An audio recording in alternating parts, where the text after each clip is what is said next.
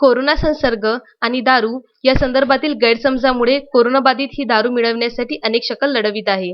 फळांचा रस असल्याचे सांगून चक्क दारूची आणि कलिंगडाच्या आतून गुटख्याची तस्करी करण्याचा प्रकार यवतमाळ येथील शासकीय वैद्यकीय महाविद्यालयाअंतर्गत कोविड केअर सेंटरवर उजेडात आला आहे.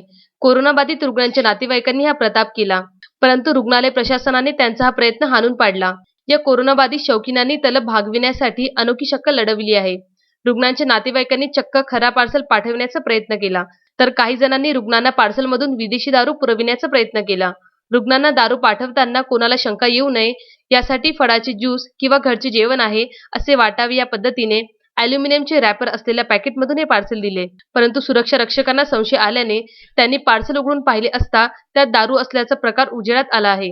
कोरोना रुग्णांना उपचारासाठी दाखल केल्यानंतर हे रुग्ण उपचार घेतल्यानंतर बऱ्यापैकी धोक्यातून बाहेर आलेले असतात. त्यानंतर त्यांना आयसोलेशन वॉर्डमध्ये दाखल करण्यात येते. त्याच ठिकाणी असलेल्या रुग्णांच्या नातेवाईकांनी ही अफलातून शक्कल लढवली आहे. मात्र हा प्रयत्न वैद्यकीय महाविद्यालयाचे डॉक्टर आणि सुरक्षा रक्षकांनी हाणून पाडला आहे. या प्रकरणाने कोविड केअर सेंटरवर अधिक दक्षता घेण्याची गरज असल्याची बाब पुढे आली आहे. Vidarbha news bureau, Yavatmal.